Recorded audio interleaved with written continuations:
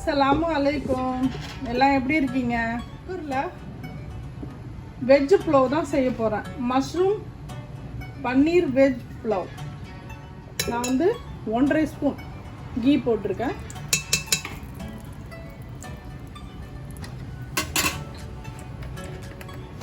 ஒரு 1.5 ஸ்பூன் நான் எண்ணெய் போட்டுக்கிறேன்.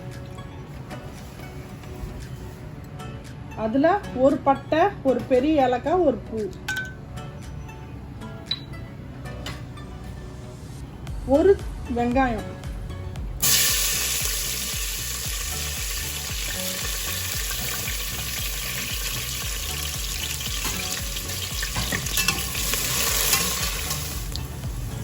இஞ்சி பூண்டு பேஸ்ட் 1 ஸ்பூன்,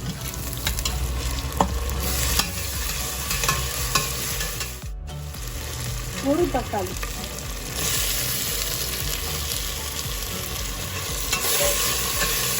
இதில் மசாலாலாம் ரொம்ப இருக்காது. சகருக்கு நம்ம கம்மியாக மசாலா சாப்பிடுவோம். அதனால் அது புதினா இப்பயே போட்டுக்கலாம். அரியலாமல் அப்படியே போட்டுக்கலாம்.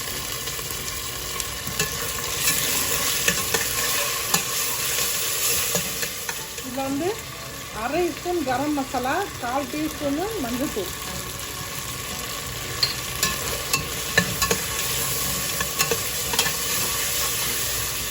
அடுப்பு கொஞ்சம் ஸ்லோவாக வச்சுக்கோங்க. 200 கிராம் பன்னீர் போடுறேன்.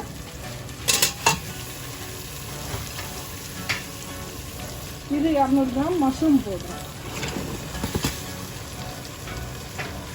ரெண்டையும் கொஞ்சம் இதில் நம்ம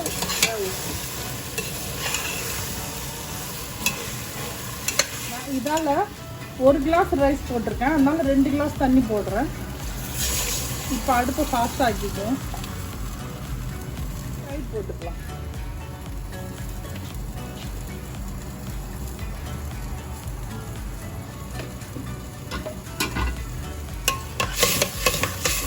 நல்லா கொஞ்சம் கிண்டி விட்டுக்கோங்க. கையில் இது பண்ணாமல்.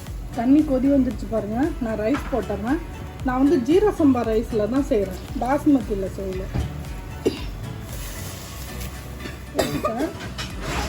கொஞ்சம் கொதி வரட்டும், அப்புறமா நம்ம குக்கர் மூடிக்கணும். முட்டை மசாலாவுக்கு நான் 6 முட்டை செய்ய போகிறேன். 6 முட்டைக்கு தேவையான மசாலா வெங்காயம் வச்சுருக்கேன். அதுதான் ஆயில் போட்டுக்கோங்க. நான் 2 ஸ்பூன் போட்டிருக்கேன்.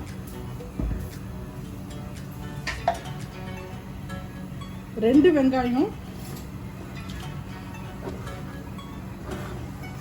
வதவிடுச்சு. நான் இஞ்சி பூண்டு 1/2 ஸ்பூனுக்கு கொஞ்சம் கம்மியாகவே போடுறேன்.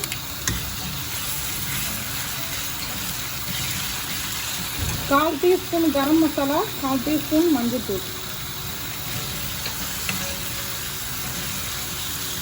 வீட்டு மிளகாய் தூள் 1/2 ஸ்பூன்,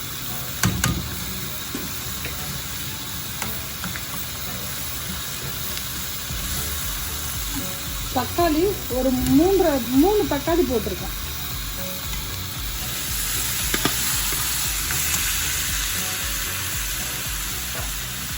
இது கொஞ்சம் நல்லா சட்னி மாதிரி ஆகணும். நம்ம மிக்ஸ் பண்ணிவிட்டு மூடி வச்சிடலாம். நல்லா எப்படி ஆயிடுச்சு பாருங்கள், சட்னி மாதிரி. இது மாதிரி தான் இருக்கணும். இப்போ நான் மல்லித்தலை கொஞ்சம் போட்டுக்கிறேன்.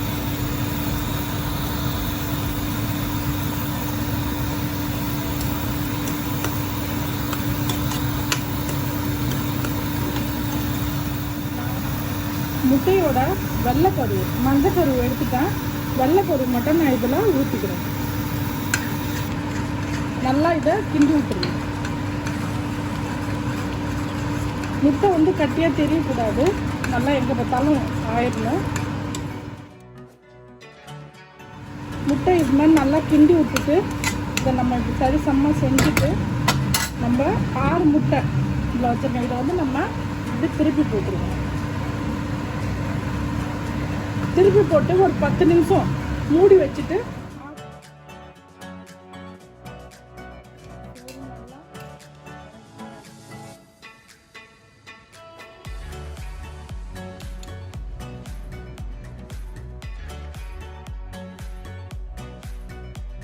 இந்த பாருங்க மஷ்ரூம் பன்னீர் புலாவ், எக்கு மசாலா ரெண்டும் செஞ்சுருக்கேன். இதே மாதிரி மெத்தடில் நீங்களும் செஞ்சு பாருங்கள். நல்லா இருந்துச்சுன்னா கமெண்டில் சொல்லுங்கள்.